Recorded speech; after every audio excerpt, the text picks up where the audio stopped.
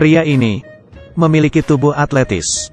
Tiba-tiba, ia merobek kulitnya dan berubah menjadi omong botak. Ini adalah jas ketampanan. Orang yang memakainya akan menjadi tampan dan mengubah hidup pria jelek. Si gendut bernama Taruko ini tidak lahir tampan, tapi ia pandai memasak. Semua masakannya menggugah selera, tapi ia sering diremehkan karena wajah bodohnya. Hari ini, Hiroko datang ke restoran. Ia mau melamar menjadi pelayan. Semuanya kaget. Taruko keluar dari dapur dan menolaknya. Ia tidak berani mempekerjakan wanita cantik. Tiba-tiba, Taruko bersin. Ingusnya terbang kemana-mana. Tapi, Hiroko tidak menghindar. Taruko terharu. Ia akhirnya mempekerjakan Hiroko di restoran. Hiroko begitu ramah dan baik hati.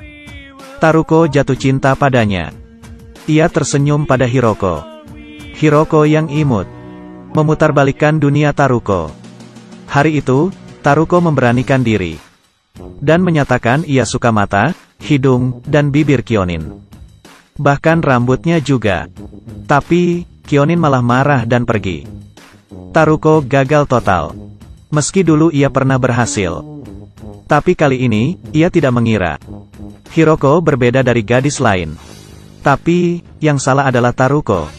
Karena ia jelek. Taruko merenung di taman. Tiba-tiba, seorang pria memberinya kartu nama. Toko jas itu adalah solusinya. Taruko pergi ke sana dengan penasaran.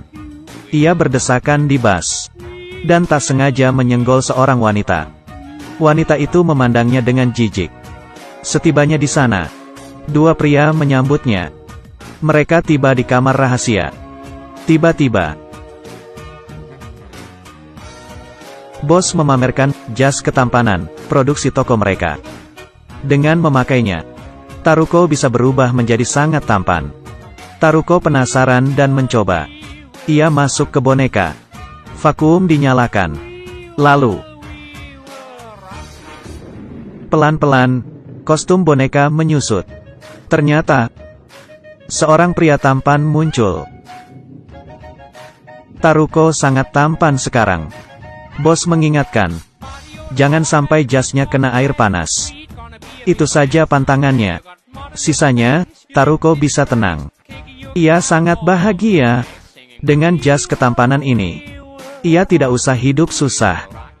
Taruko juga sangat mengagumi wajah tampan barunya. Setelah memakai jas itu, dalam sekejap masa depannya berubah.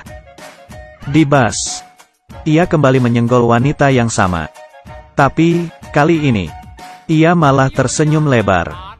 Ternyata, orang menilai dari tampang. Taruko menoleh. Para wanita histeris melihatnya.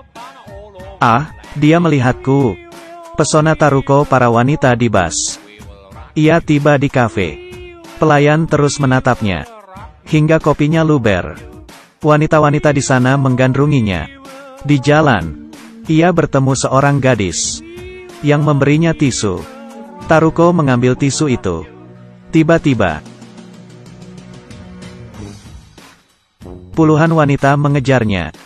Mereka ingin merebut tisu bekas air liur Taruko.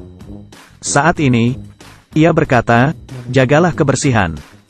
Taruko merasa pesonanya terlalu besar. Ia sangat gembira.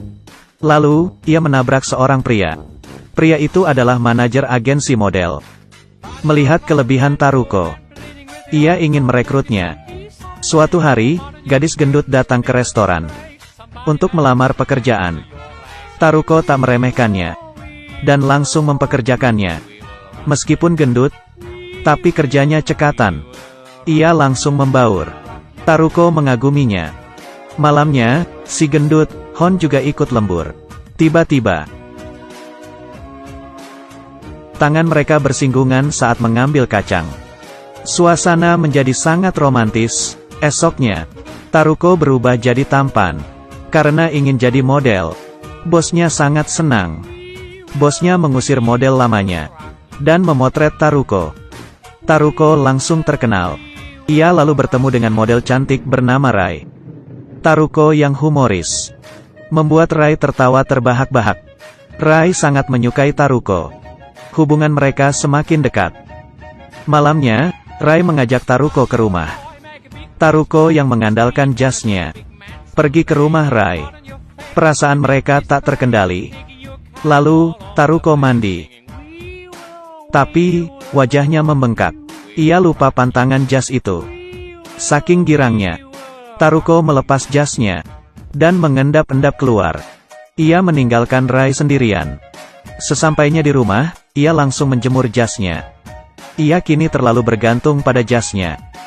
Ia juga menyarankan Hon untuk membeli jas yang sama demi merubah nasib.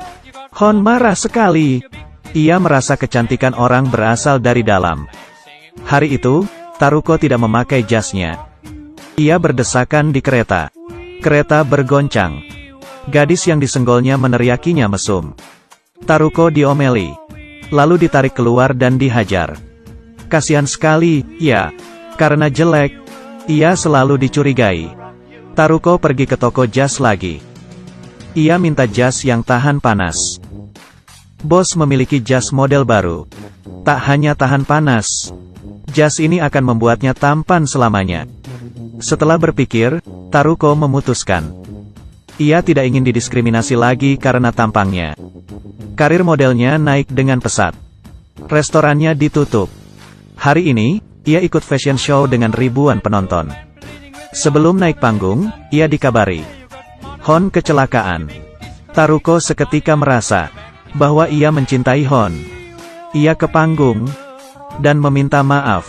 Aku tidak pantas menjadi idola karena aku palsu.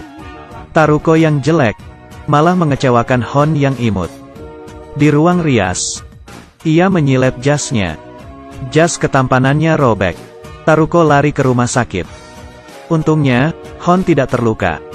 Ternyata, Hon membuat motor itu terpental. Yang terluka parah adalah penabraknya. Mereka duduk di atap. Taruko memberanikan diri menyatakan cintanya. Ia memberitahu Hon tentang jas ketampanannya. Hon sangat senang karena ia jujur. Saat itu, Hon merobek jasnya. Ternyata ia adalah Hiroko. Hiroko menolak dicintai karena penampilannya, melainkan karena hatinya. Hiroko menggunakan jas itu untuk mendekati Taruko. Hiroko ternyata juga mencintai Taruko. Film ini berjudul The Handsome Suite, yang menceritakan realita dunia. Rupa seseorang tidak mencerminkan hatinya. Orang yang jelek juga memiliki sisi cantiknya. Jangan lupa mempercantik hati saat mempercantik rupa. Stigma di masyarakat tentang penampilan harus kita lawan. Oke, ceritaku sampai di sini.